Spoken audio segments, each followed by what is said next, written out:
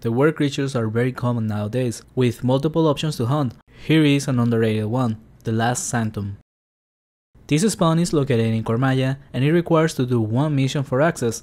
While making my video for the Greenbelt quest, which this spawn is part of, I found out that all you actually need to unlock the access to this place is to head into Greenbelt's last floor and make the V with the white tiles in the middle room. After that, you can access to the last Sanctum through the flame portal in Cormaya, but I will still advise people to do the Greenbelt quest because that unlocks access to the mini bosses, which are good extra profit if you're going to be hunting here anyways, plus it's easy boss points as well. But for the actual spawn, my lower recommendation is of 150, because that is when you get the range etc, and that is a must have for a night here, since there is a decent amount of werefox, which are ranged creatures.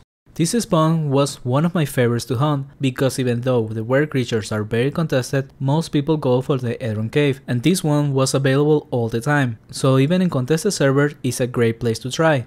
Hunting here on my new server character with low skills at level 177 and skills 93, I was making around 1.2kk of raw experience, and a few levels later at 191 I was making more than 1.3kk raw XP, which is lower than I remember, but with the low skills is a still good experience, while also making profit. In those hunts I was making between 120 to 200k depending on the luck with the drops, and I put the spawn to test with a better skills character. At level 158, skills of 117, I was making a bit over 1.3kk. Even though I was still not overkilling, I think that's about the maximum experience possible. Since the spawn is small and the design is not ideal for hunting, it means you can't just do a simple lap, and as for the way I was hunting, it looks something like this. Starting from the start, I will clear the first room, then head south while trying to bring some of the monsters in the hall south to that pool as well, then going west and taking out the werebear hidden by the north, and also the two werebadgers by the south hall, then continue to head south and clear that room, and also the hall to the west of it.